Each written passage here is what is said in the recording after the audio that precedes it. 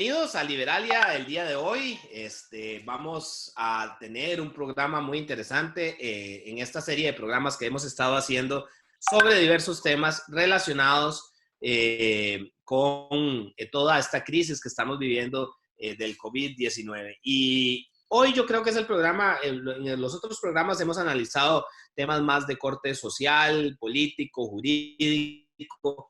Hoy vamos a entrarle al meollo del asunto, como dicen, al core, ¿verdad? Vamos a entrarle desde una perspectiva científica. Vamos a hablar del virus, vamos a hablar de muchas cosas relacionadas con esta pandemia que nos está atacando. Y para eso tenemos de invitada a mi amiga Marie-Claire Arrieta, microbióloga costarricense, radicada en Canadá, que es profesora actualmente en la Universidad de Calgary.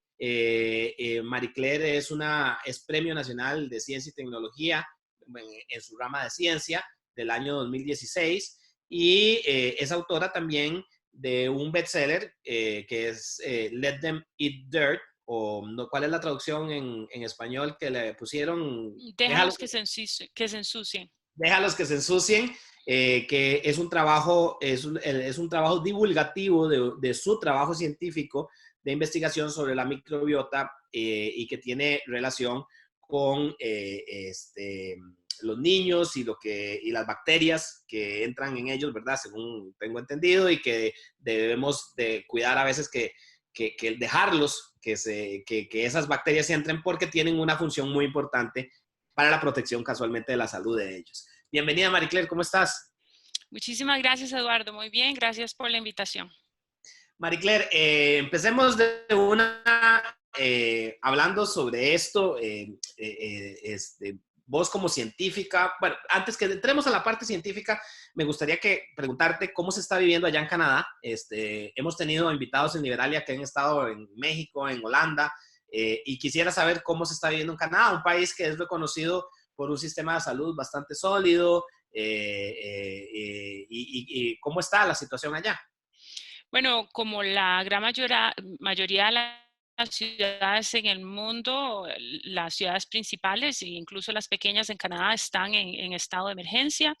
Eh, las políticas y recomendaciones de las autoridades, tanto de salud como de las autoridades políticas de las diferentes provincias de Canadá, nos indican muy parecido con Costa Rica, que tenemos que permanecer en la casa, a diferencia, o digamos, exceptuando nada más las personas que tienen que ir a trabajar, dependiendo del tipo de trabajo que hagan. Muchísimos negocios están cerrados, los restaurantes funcionan nada más haciendo productos para llevar, están abiertas las farmacias, están abiertas los supermercados, las licorerías, las clínicas de salud, pero atienden nada más en caso de emergencia y por supuesto el resto de la infraestructura de salud. Los centros escolares están cerrados también, tanto escuelas, colegios como universidades. En el caso de los investigadores en universidades, hay un sistema que determinó quién está siendo investigadores críticas en este momento. Estos son los únicos que están permitidos de ir a trabajar. Entonces, una gran cantidad de la población está en la casa, saliendo lo menos posible. ¿Y cómo se da ya la situación de respetar este tipo de normas? La gente las respeta. El canadiense es una persona que obedece bastante a la autoridad, ¿verdad?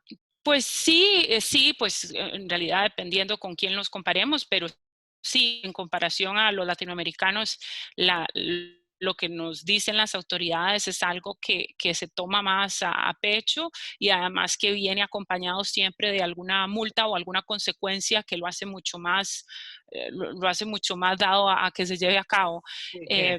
Existe, por ejemplo, aunque Canadá ha cerrado prácticamente sus fronteras, Justin Trudeau dio la indicación de que si habían canadienses afuera, que siempre hay cientos de miles de canadienses afuera, en una orden judicial de que tienen que quedar en la casa durante 14 días después de volver. No es una recomendación, nada más tienen una orden judicial y la multa o las consecuencias penales de no hacerlo son significativas. Ok. Marie-Claire, entremos ya en materia. El COVID-19 ha vuelto el mundo al revés. Desde una perspectiva científica, cuando esto empezó, bueno, realmente no tenemos una certeza absoluta de cuándo empezó, porque el tema de las autoridades chinas cuando informaron no es como todavía muy claro. Se presupone que no se ha brindado toda la información, sobre todo por las características del régimen chino. Pero bueno, se podría decir que ellos anunciaron el 31 de diciembre que tenían los primeros casos, y todo el desenvolvimiento de este proceso, pues, sobre el coronavirus, ha sido muy rápido, ha evolucionado de una manera muy rápida. Cuando empezó, ya los ciudadanos hemos estado, digamos, conscientes desde los últimos 10, 15 años con la gripe aviar, con esto, con lo otro, de que a veces hay estos brotes y estas cosas, y al principio la gente lo tomó como una cuestión más así, o sea, como algo que iba a surgir, que surgió en China y que Claro. tal vez iba por ahí. ¿Qué es un coronavirus? ¿Qué tiene este de particular? ¿Qué lo hace o qué lo ha hecho que lleguemos a este punto en el que estamos hoy? Bueno, como decís, se sabe relativamente poco de un virus del que conocemos a partir de principio de año nada más. Entonces estamos hablando de que conocemos la biología de un agente infeccioso en estos 3 meses. Ahora, el avance científico en estos 3 meses no tiene precedentes. Nunca antes se había conocido un agente infeccioso y cómo se relaciona con los diferentes hospederos, digamos, que tiene. Es uno de los muchos coronavirus. Coronaviridae es el nombre de una familia bastante grande, cientos de virus, pero no son muchos los que pueden infectar a los humanos. Este es uno de ellos y este es el más nuevo. Pero sí, por supuesto, hay precedentes. Está el SARS, que es el más reciente, hace más o menos 15 años, donde en una situación bastante parecida, un virus relativamente parecido, comenzó a infectar humanos. Ahora, a diferencia del virus del SARS, este es un virus que es no solo muy contagioso, sino que el tipo de cuadro patológico que genera es bastante severo, aún no tan severo como el SARS, pero es bastante severo. Es muy persistente en el ambiente y en las personas que lo tienen. Y eso hace que sea más fácil su contagio sin saberlo. Y otro elemento que tiene es que una gran proporción de las personas que se infectan no presentan síntomas, ya sea por un tiempo o del todo. Sin embargo, son personas que son potencialmente transmisoras del virus. Entonces, estas características de este virus lo hacen problemático a la hora de seguirlo epidemiológicamente. Cuando surgen enfermedades infecciosas en una población, existen controles epidemiológicos que se basan en el seguimiento detenido de las personas que tienen el padecimiento, y de esta manera se puede lograr contenerlo, como ha pasado antes, como ha pasado con SARS, como ha pasado con ébola y como ha pasado con otros virus epidémicos. Esto es más difícil de seguir por el asunto de que se presenta con frecuencia en personas asintomáticas, pero que lo transmiten.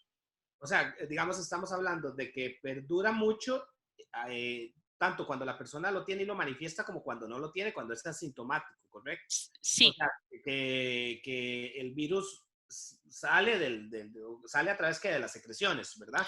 Sale a través de las secreciones, pero también se sabe ahora que se excreta en heces también. También es lo que En- puede ser perjudicial en el caso, digamos, de los lugares, sobre todo donde se contaminan ríos con heces y ese tipo de cosas, ¿no? pues en todos los lugares, en realidad los agentes infecciosos que no son de vía respiratoria, sino se llama la vía fecal oral, en cualquier lugar son muy transmisibles porque requieren de muchísima higiene. Y es cierto, en los lugares donde hay menos infraestructura higiénica, este sería más el problema, pero por ejemplo, entrar a un baño público donde ha entrado una persona infecciosa con este virus podría representar no solo por las partículas de saliva, sino también por otras vías de contaminación. Ahora, la principal vía de transmisión es la de persona a persona por las partículas de saliva. Y entra a través de boca, nariz, ojos, básicamente. Correcto. una herida también puede entrar por una herida. No, en realidad no hay nada escrito.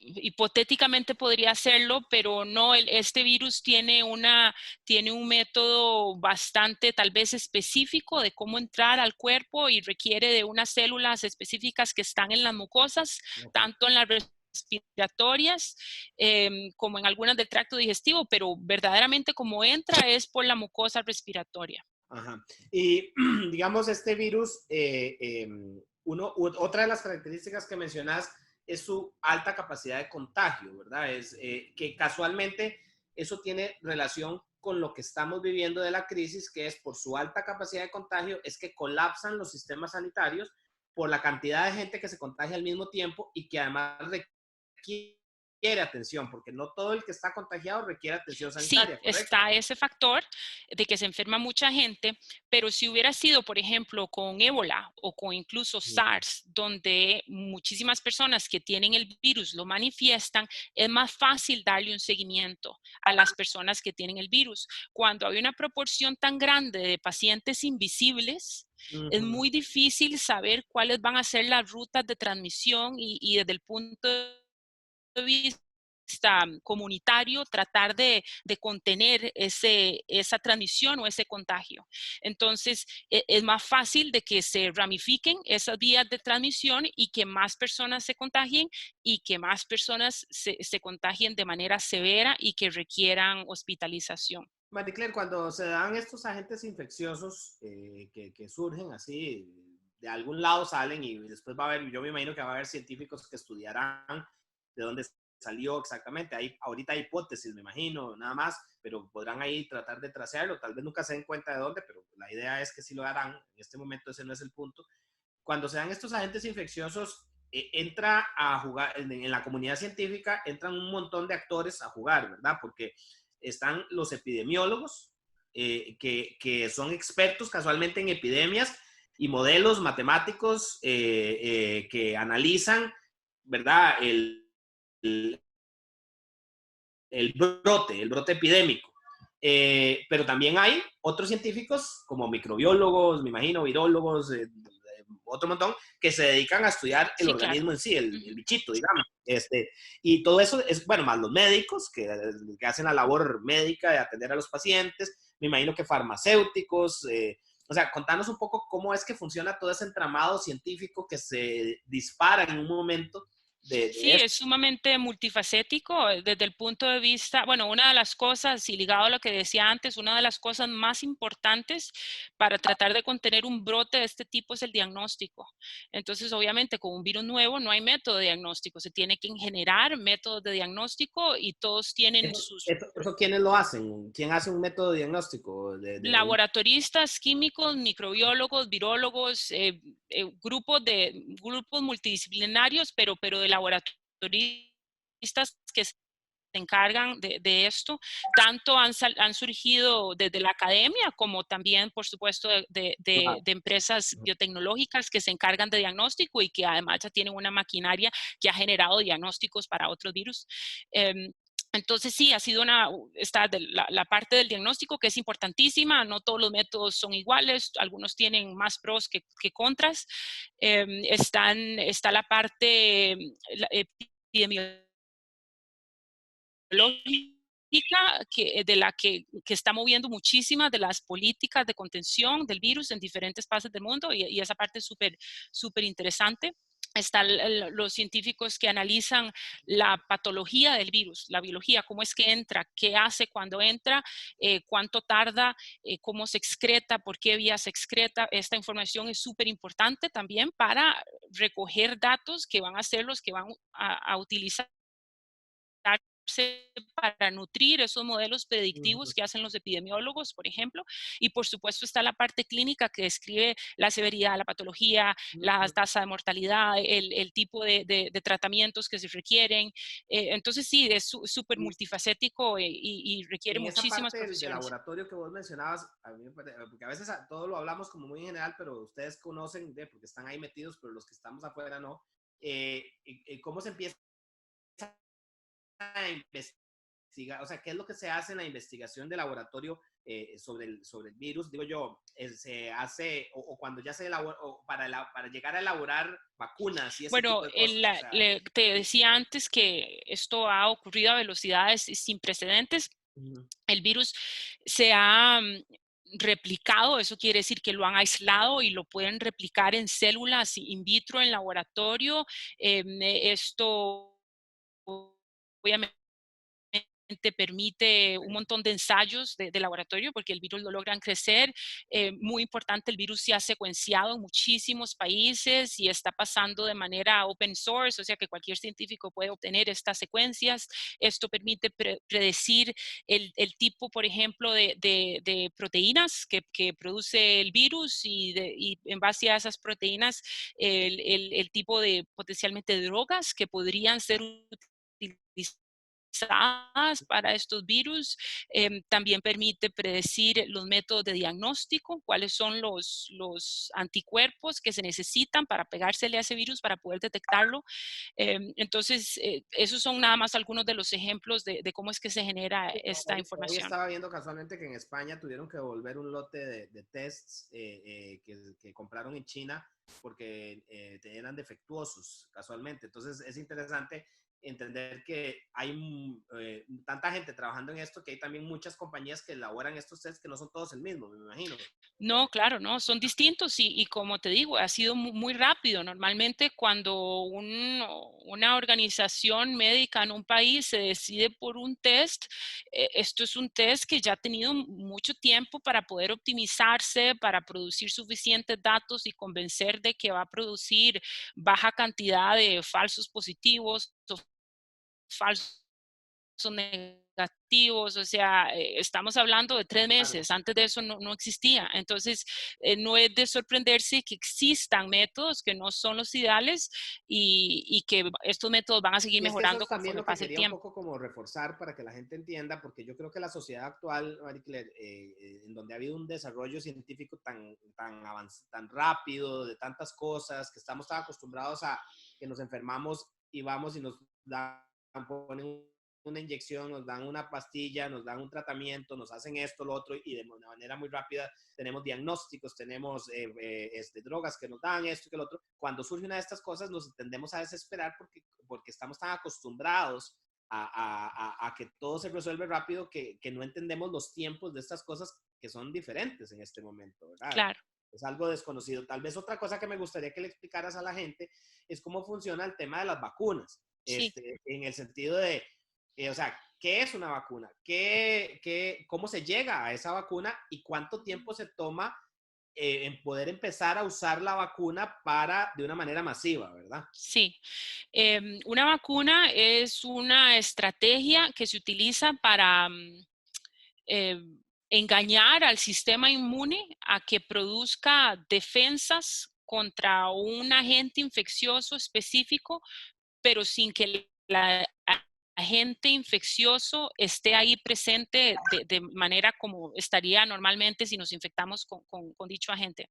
Entonces, existen diferentes formas de engañar a ese sistema inmune. En algunos casos lo que hacen es que atenúan el virus, en este caso, para que no sea infeccioso a la hora de inyectarlo, pero Ujú. conserva muchas de las estructuras del virus que nuestro sistema inmune utiliza, digamos, de manera molecular para generar esa defensa. Y nos vuelve inmunes. Y si en un futuro nos exponemos al verdadero virus, ya no nos vamos a enfermar. Eso, perdón, Entonces, nada más hay para que la gente recuerde, cuando uno lo vacunan de niño, que a veces tiene unos ciertos síntomas sí, chiquitito, le dicen, te vas a poner la vacuna y vas a tener un poquitito de fiebre, te vas a sentir claro, un poquitito sí, sí, mal, sí. pero eso es casualmente por eso que vos explicás, ¿verdad? Porque casualmente nos están metiendo el virus, pero atenuado para que no me dé fuerte, Sí, pero para que el cuerpo genere las defensas. exacto. Entonces es una vacuna. Ahora, ¿cómo se hace una vacuna? Y en este caso, igual, viniendo de que tenemos las partículas virales porque las han logrado crecer, diferentes laboratorios están usando diferentes métodos de atenuación y escoger exactamente la mejor forma de hacer esta vacuna. y ya hay varios grupos que han comenzado a probarla. Ahora, por supuesto, el proceso de probarla tiene una secuencia. Los primeros estudios o la primera fase de un estudio de vacunas tiene que asegurarse de que la vacuna sea segura. Mm. Entonces son estudios pequeños, no sé, 50, 100, tal vez 200 voluntarios que los inyectan con esta vacuna y no debería tener efectos secundarios importantes. Y esto es una de las partes que tal vez menos se conoce y que la gente habla, pues ya comenzaron a hacer la vacuna, ya ahorita está, pero estamos en la fase nada más de seguridad de la vacuna. Y luego incrementan el número de participantes en estos ensayos hasta que ya hacen ensayos de eficacia de la vacuna. Y estos deben de no solo concluir que la vacuna es segura, pero que la vacuna sirve. Y los estimados más optimistas es de 12 a 18 meses. Esto sería, de nuevo, algo sin precedentes. Un proceso de generar una vacuna dura años. A veces lo que pasa es que grupos de investigación o casas farmacéuticas hacen todas las fases y al final se dan cuenta que no es tan efectiva o que es nada más efectiva para una población y entonces tienen que empezar otra vez a buscar otras soluciones. Lo bueno de esta situación es que, por supuesto, esta pandemia representa un peligro tal para la humanidad que hay muchos grupos en la carrera de generar una vacuna. Entonces uno espera que alguno de ellos lo vaya a lograr, pero desde el punto de vista científico es algo que no es certero. Los coronavirus son agentes bastante inteligentes a la hora de engañar la respuesta inmune, entonces es una carrera verdaderamente que va a requerir todos los avances de lo que se conozca en este momento en la ciencia de hacer vacuna y inmunidad. Ahí quiero resaltar también otra cosa, porque a veces la gente no entiende que estos procesos de vacuna, como vos lo mencionaste, que son muy largos y que esto que vos estás mencionando, que son un poco más cortos, es por la crisis que estamos viviendo, por la pandemia, es que estos son procesos muy costosos. Sí, claro.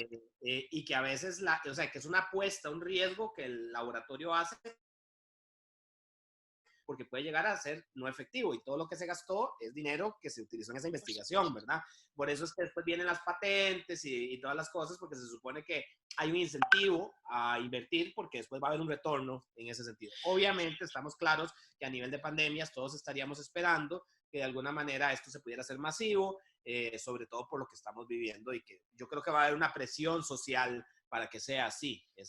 Por supuesto, social, política, económica, en el momento, independientemente de cómo salga la vacuna, si es a nivel meramente privado o público-privado o público, va a ser un tipo de medicamento que va a ser masivamente utilizado. Y eso es Entonces, otra sí cosa hay. que quería resaltar, porque aquí también a veces no comprendemos, es que en este mundo científico hay de todo. Hay montones de laboratorios públicos, universidades públicas, institutos de investigación públicos, financiados con fondos del Estado, que son importantísimos, como también hay centros de biotecnología y de todo este tipo de cosas que son privados y hay grupos que trabajan en conjunto, públicos con privados, y en realidad aquí no hay que ver en un enfrentamiento de lo público con lo privado, sino que hay que ver cómo a veces se trabaja muy de la Sí, mano, por ¿verdad? supuesto. Y en diferentes etapas. Marie Claire, si llegáramos a tener la vacuna o si no llegáramos a tenerla, ¿cuáles pueden ser los escenarios que se nos abren en ese sentido? Y te lo menciono que después quisiera también que nos explicaras un poquito, porque se ha hablado mucho y yo creo que no se entiende, lo de que algunos epidemiólogos o científicos dicen que tenemos que llegar a que un 70% de la población se inmunice automáticamente y que entonces eso va a lograr que se venga abajo. Ese fue un método que tal vez estuvo investigando, perdón, que estuvieron explorando hacer en Inglaterra, que ya echaron para atrás casualmente. Contanos un poquito de qué se trata eso. Bueno, los diferentes escenarios, digamos, de qué es lo que va a pasar el virus, lo primero y tal vez lo más importante de todo lo que voy a decir es que son basados en lo que se conoce ahora. marzo, finales de marzo, de un agente que empezó en enero. Todavía no sabemos qué tanta inmunidad va a generar en poblaciones grandes, hay estimados de esos, pero principalmente no sabemos qué tipo de inmunidad va a generar en personas que ya han sido infectadas. Y esto va a ser un factor importantísimo a la hora de verdaderamente dar una predicción que se aproxime a la realidad. Ahora, los modelos actuales es que, por las razones que ya expusimos, lo contagioso que es el virus, es que la mayoría de las personas en el planeta van a ser infectados. Esto es, por supuesto, preocupante de escuchar. Al mismo tiempo hay que entender que eso pasa con la gran mayoría de los virus. Con la de vías respiratorias, como el virus de los diferentes virus del resfrío o virus gastrointestinales. Esto no sería algo único de este virus. De hecho, por eso, porque no es único, es que se sabe que lo más probable es que esto vaya a pasar. Ahora, los modelos ahora lo que están tratando de determinar son escenarios de la velocidad en la que se llegue a infectar esta cantidad, este estimado o porcentaje de la población. Y en eso es en los que diferentes grupos, diferentes políticas de diferentes lugares difieren. Igual no hay 100% de consenso entre las diferentes estrategias epidemiológicas, pero los grupos epidemiológicos importantes sí, sí tienen escenarios que se repiten, entonces generan un poco más de confianza en que se acercan a la realidad. Uno de los escenarios es el que países como Holanda o Suecia, principalmente ahorita, están apostando, que es el de esconder a su población de más riesgo, porque hay diferentes grados de riesgo con COVID-19, que son las personas con problemas de salud específicas y las personas mayores de 70 años. Entonces, tenerlas saliendo lo menos posible o sin salir del todo y promover que hayan contagios a nivel sociales un poco más rápidos, sabiendo de que se requieren controles epidemiológicos muy buenos, se requieren muchísimos test de diagnóstico para que esto funcione. Y se requiere que los sistemas de salud sean muy buenos, porque se sabe que se van a infectar más gente más rápido y tienen la posibilidad de saturar los sistemas de salud. Esa es una. Esta no se tiene que confundir, por ejemplo, con lo que pasó en Italia o en España. Eso digamos, no entra. Eso es más como accidental, donde las medidas necesarias no se tomaron.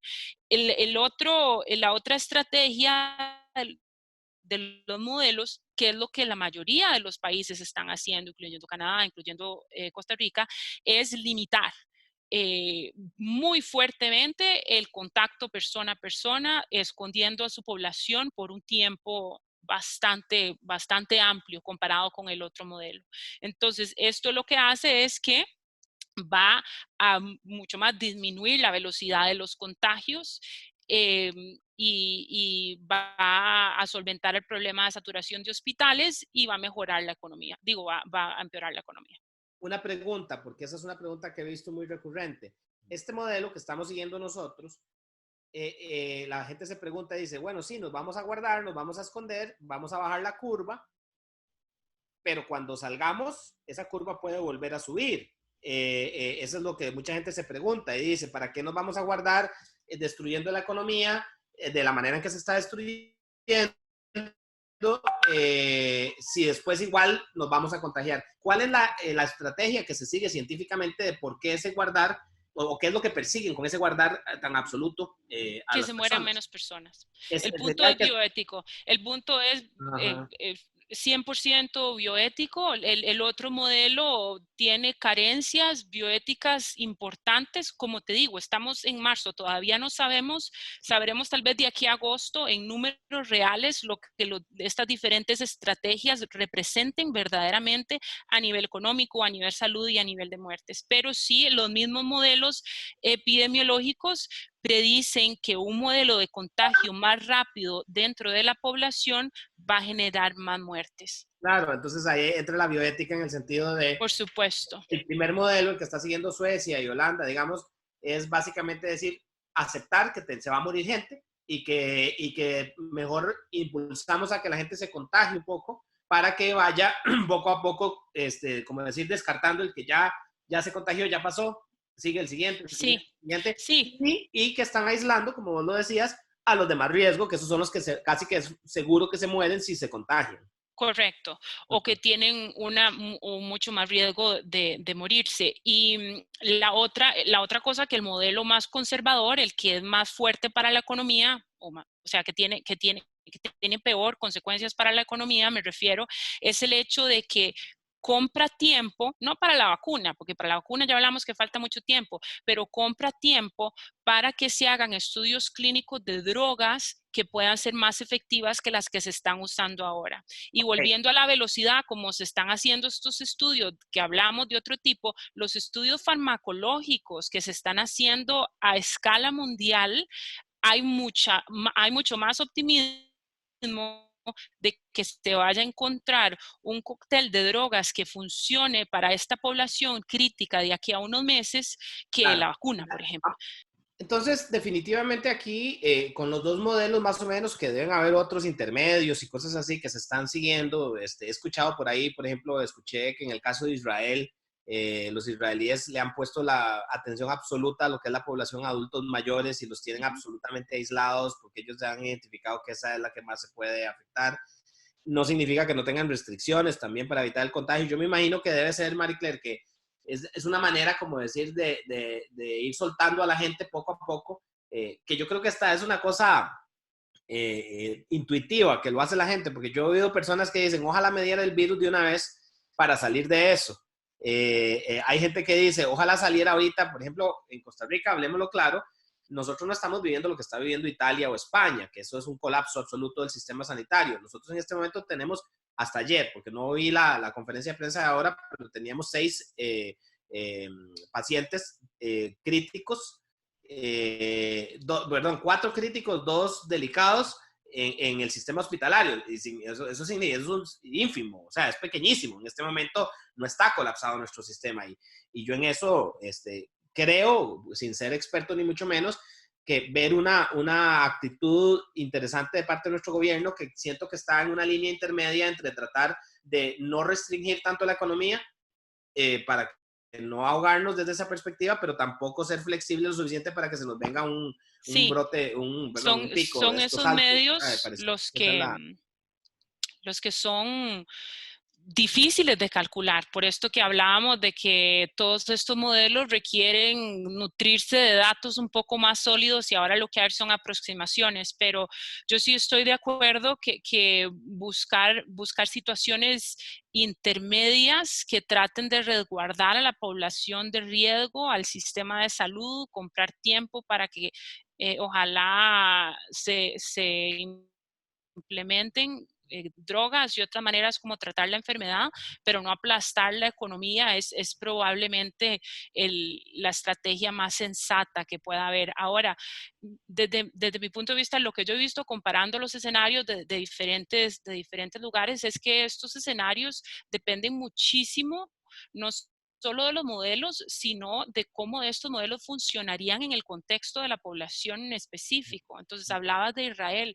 Una de las cosas que Israel tiene, digamos, al mismo nivel o superior que China es la habilidad que tienen para monitorear a sus habitantes utilizando dispositivos electrónicos y esto permite herramientas epidemiológicas de seguir, seguir el contacto del virus o el contagio del virus de una manera completamente diferente a lo que se podría hacer en Canadá y por supuesto lo que se podría hacer en Costa Rica. Entonces, una medida que puede funcionar en un país puede que no funcione, aun si el modelo epidemiológico predeciría que sí va a funcionar. Claro. Y obviamente un modelo en una sociedad como la sociedad alemana o sueca, cuando verdaderamente siguen los lineamientos que les dicen va a ser muy distinta a una sociedad como la nuestra en Costa Rica. Entonces, eso Claro, es muy y me encanta dependiente del que toques ese contexto. tema porque nosotros somos muy dados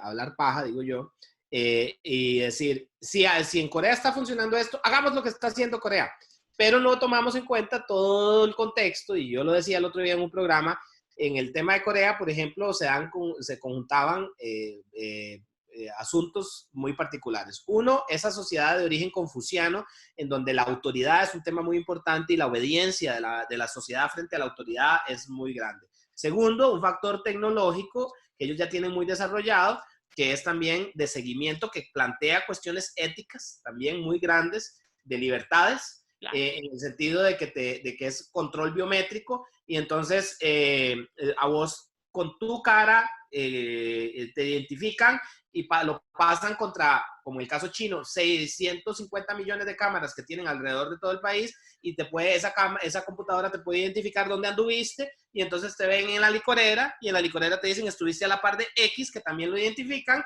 lo van y lo buscan y le dicen, señor, usted estuvo a menos de 1 metro, venga y le hagamos el examen. Sí. A ese nivel llega de precisión. Como también están las estrategias de los que hacen muchos tests, que pareciera, y es lo que se dice, ¿verdad? Según tengo entendido, que es una de las técnicas que, digamos, están recomendando, que se hagan una gran cantidad de tests.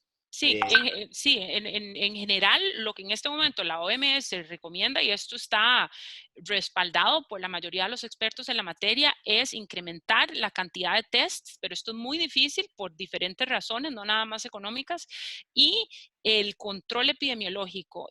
Por supuesto, si existe tecnología de fondo que ayude en este control epidemiológico, esto lo va a hacer que funcione mejor. Ahora, aun cuando no existe, por ejemplo, en el caso de Costa Rica, hay que resaltar que el control epidemiológico que han hecho las autoridades en Costa Rica, para mí es la razón número uno, no los test, la razón número uno por la que Costa Rica en este momento tiene nada más 231 casos. Y digo nada más comparado con otros lugares, cuando se puede comparar, digamos, la pendiente de esta curva de ascenso de casos, porque obviamente 231 casos son confirmados, son bastantes, pero el secreto está en eso, los focos iniciales de contagio hay que seguirlos, y hay que seguirlos de una manera súper estricta, y esto es lo que hizo Taiwán y lo que hizo Singapur, y por supuesto Corea no a tal punto, porque en Corea sí se infectó muchísima gente, pero si uno se fija en la estrategia que usaron Taiwán y Singapur, basada en la experiencia que ellos tuvieron con SARS, es que los controles epidemiológicos fueron súper estrictos de encontrar los pacientes cero para estos focos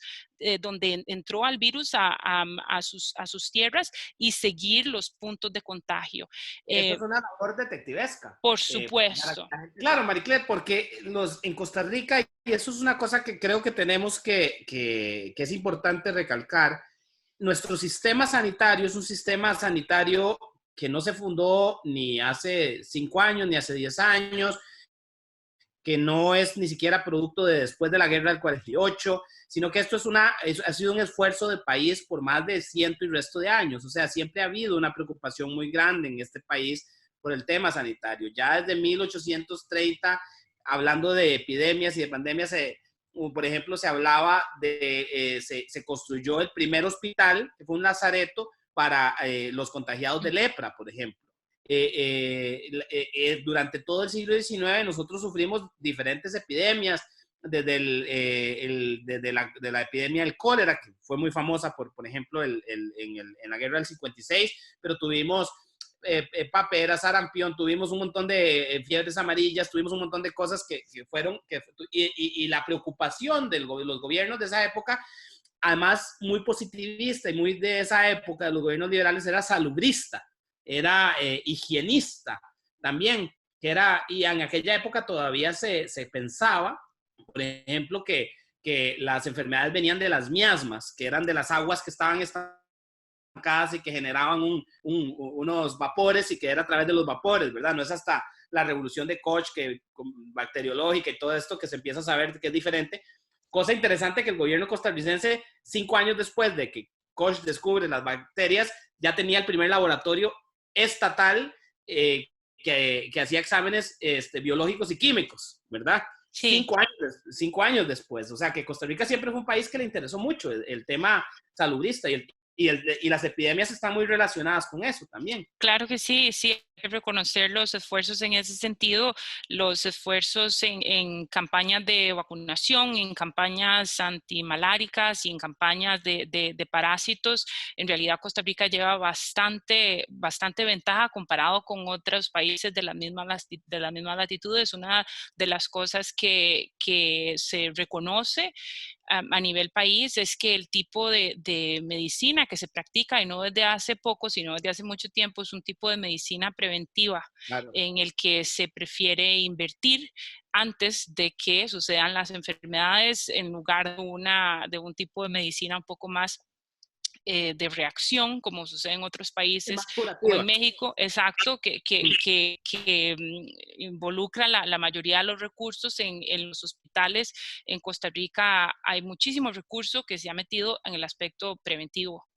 Y Sí, eso lo que hace es que, que tenga que existir un sistema de logística que es bastante costoso de personas que trabajan para el Ministerio de Salud y para los diferentes otros organismos de salud de Costa Rica para que lleguen a cualquier lado del territorio la nacional. gente tiene que recordar, por ejemplo, para que sepan de qué estamos hablando, los famosos ATAPs de la Caja Costarricense del Seguro Social son los que hacen todo este trabajo de levantamiento informativo y que son que son estas muchachas o muchachos que andan jalando como una maletita, que andan por las calles y que te tocan la puerta y te hacen encuestas y te preguntan qué enfermedades has tenido, qué esto y qué lo otro, y llevan un control muy rígido sobre eso.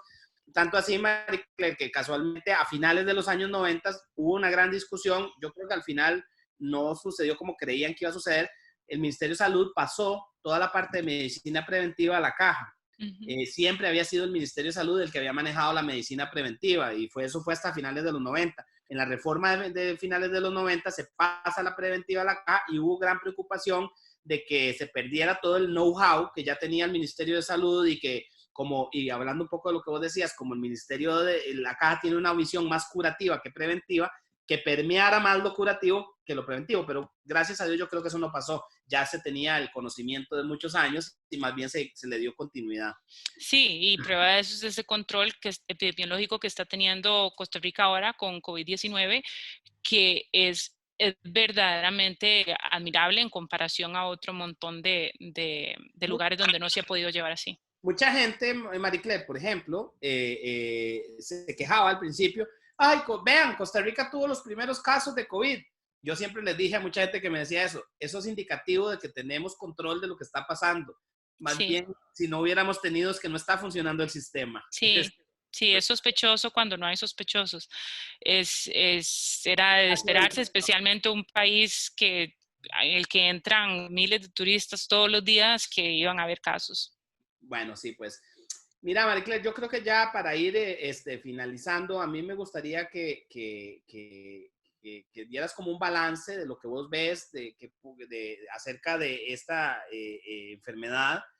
La gente está muy ansiosa, no solo por lo económico, sino también obviamente por el tema de salud. Nos preocupan mucho nuestros adultos mayores. Claro. Nos sentimos muy separados de ellos. Yo tengo a mi madre hace 22 días en su residencia de ancianos, absolutamente encerrada, uno le hace falta y a ellos les debe hacer mucha falta también los familiares. Nos da mucho miedo el no saber, yo creo que lo desconocido le da a uno mucho miedo, ¿verdad? Todos los días además tenemos un bombardeo informativo que nos dicen 20 cosas diferentes. Las redes sociales, los telefonitos nos empiezan a mandar que el enfermero de aquel hospital en España, Sí. que el de esto de tal lado en otra, y todos le damos crédito, ¿verdad? Y aunque sea contradictorio. Sí, no, por supuesto. Yo creo que el balance o lo que yo pueda aportar con ese balance es que, por supuesto, esto es un impasse histórico comparable nada más con la pandemia de hace un siglo y yo creo que nosotros hemos sido muy afortunados y la generación anterior también, porque hasta ahora estamos pasando una pandemia de este nivel. y yo creo que va a haber un antes y un después de COVID-19 en muchos sentidos. Al mismo tiempo, comparándolo con la pandemia de hace 100 años, aunque esto es una situación muy adversa para la humanidad, yo creo que se pueden sacar lecciones optimistas de cómo la humanidad va a salir adelante. La ciencia está haciendo, como decíamos antes, cosas sin precedentes a velocidades que nunca se habían visto. Entonces, como científica, yo sí considero realista esperar que hayan estrategias, ya sea farmacológicas, de tratamiento o preventivas con vacunas en el no tan lejano plazo.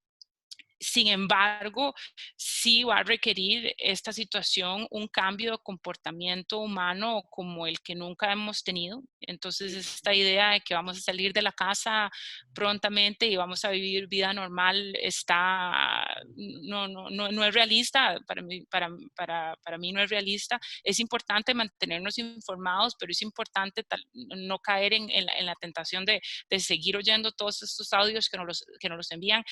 Tenemos mucha suerte de que tenemos información en un teléfono y que podemos accesar sitios oficiales de muchísimos lugares que nos van a dar muy buena información, nos van a tener informados. Y lo último, que tenemos que tener mucha paciencia porque esta información, así como ha ido cambiando tantísimo en las últimas 2 semanas, va a seguir cambiando en la medida de que acumulemos información. Entonces, paciencia y optimismo. Y yo creo que también queda la última, también otra reflexión que yo quería hacer es, tenemos que invertir en investigación. Por supuesto. La investigación es importante, es muy importante que sigamos pensando en que el avance tiene que ver con la investigación y la investigación es algo lento, silencioso. La gente lo que recibe ya el producto después de muchísimo, de un trabajo muy arduo que ustedes hacen y que se les agradece, Marie Claire, porque la verdad es que de ahí son los que nos curan, los que descubren muchísimas cosas. Te agradezco muchísimo de haber estado en Liberalia. Me encantaría más adelante poder hablar de esto, por ejemplo, de investigación. Costa Rica es un país que invierte demasiado poco en investigación y los países que han sido exitosos, un caso de Israel, por ejemplo, es un país que invierte muchísimo en investigación desde lo público y desde lo privado y lo hace de una manera conjunta. O sea, eso hay que entenderlo. Yo que soy liberal, este es una de las áreas en que soy una persona completamente pragmática. Yo creo que no todo se puede dar privado, tiene que haber también investigación pública y es muy importante. Y lo que yo creo más bien son esas alianzas. Pero me gustaría tenerte también, Marie Claire, hablando sobre tu papel como mujer y como científica, que eso es muy importante también. Las mujeres tenemos que impulsarlas a que entren a carreras científicas mucho más. Realmente es un cambio de paradigma que hay que hacerlo y que no es fácil. Aquí en Costa Rica hay mujeres científicas impresionantes, pero siguen siendo minoría en comparación a los hombres. Claro, ¿verdad? no, me encantaría aportar de cualquier forma. Muchísimas gracias por la invitación y por el espacio. Y muchas gracias por habernos dado toda esta explicación. Te agradecemos mucho. Igualmente, hasta luego. Estamos entonces, Marie Claire.